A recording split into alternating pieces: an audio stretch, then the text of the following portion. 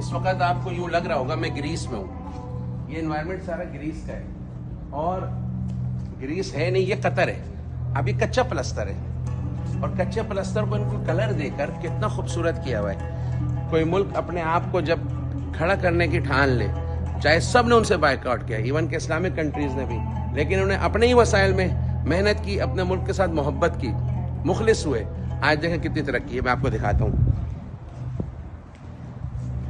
اس سامنے سارے ان کے بڑی بڑی بلڈنگیں ہیں، اور اس کے خاص نام ہے اسکائی لینڈ۔ وہ سامنے سارے ٹاور ہیں۔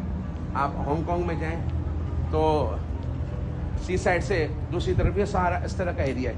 یہ ہانگ کانگ نہیں ہے، یہ قطر ہے، اسلامک ملک ہے، اور جبکہ اس سے پورا بائیکاٹ کیا گیا۔ انہوں نے اسلامک کلچر کو بھی اپنا فروغ دیا اور اپنی تہذیب کو نہیں بھولے۔ وہ دیکھیں کتنا، کیا ہمارے پاس کراچی میں وسائل کم ہے، بس ایک چیز کی کمی ہے کہ ہم اپنے ملک کے ساتھ مخلص نہیں ہیں، بس، اور کچھ بھی نہیں ہے۔ ہر چیز ہے ہمارے پاس، ہم اپنے ملک کے ساتھ مخلص ہو جائے نا تو بڑے بڑے کام اللہ کرا دیتا ہے۔ یہ اپنے ملک کے ساتھ مخلص تھے، اپنی کرنسی کے ساتھ مخلص تھے، اور اس چیز کا فائدہ آج کیا ہوا؟ یہاں نیچے ہمیں یورپ نظر آ رہا ہے، یہاں نیچے ہمیں گورے نظر آ رہے ہیں، یہاں دیگر عرب ممالک کے لوگ، یہ ایک سی ویو ہے۔ اور کسی کنٹری کے آپ ایسے ایریا میں جائیں وہاں فحاشی عام ہوتی ہے، کوئی فحاشی نہیں۔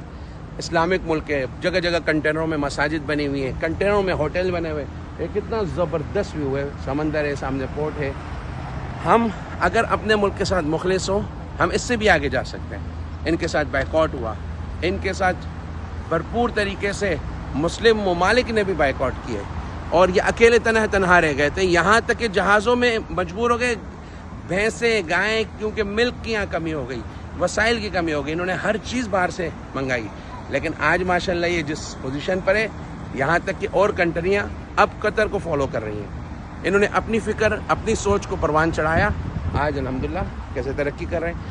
اب اسلام آپ کو صرف یہ نہیں سکھاتا کہ آپ بس نمازیں پڑھیں اور بس جناب مولوی صاحب بن جائیں، اسلام سکھاتا ہے، ترقی سکھاتا ہے۔ حضرت عمر رضی اللہ عنہ کا زمانہ دیکھیں، عدل کا زمانہ اور ترقیوں کا زمانہ، اور ہم ان چیزوں میں پیچھے کیوں رہ گئے؟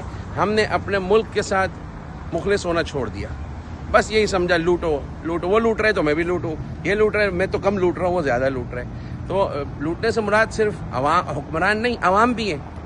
یہاں کی عوام اپنے ملک کے ساتھ مخلص، صفائی آپ دیکھیں، یہ عوام کے ذمہ ہے، یہاں کہیں پہ بھی کچرا نہیں نظر آ رہا۔ اللہ تعالیٰ ان کو اور ترقی دے، اور میں درخواست کروں گا آپ یورپ کو وغیرہ جانے سے بہتر ہے اسلامی ملک ہے، اس کو دیکھیں، یہاں کا کلچر دیکھیں، یہاں کی تہذیب دیکھیں، یہاں کی ثقافت دیکھیں، اور یہاں کی ترقی دیکھیں۔ اللہ ہمارے ملک کو بھی مخلص حکمران عطا فرمائے، جو ہو ملک کے ساتھ مخلص ہو، تاکہ ہمارا ملک پروان چڑھے، اس کی معیشت کو استحکام نصیب ہو، اور اس کا پورے عالم میں بول بالا ہو۔ السلام علیکم۔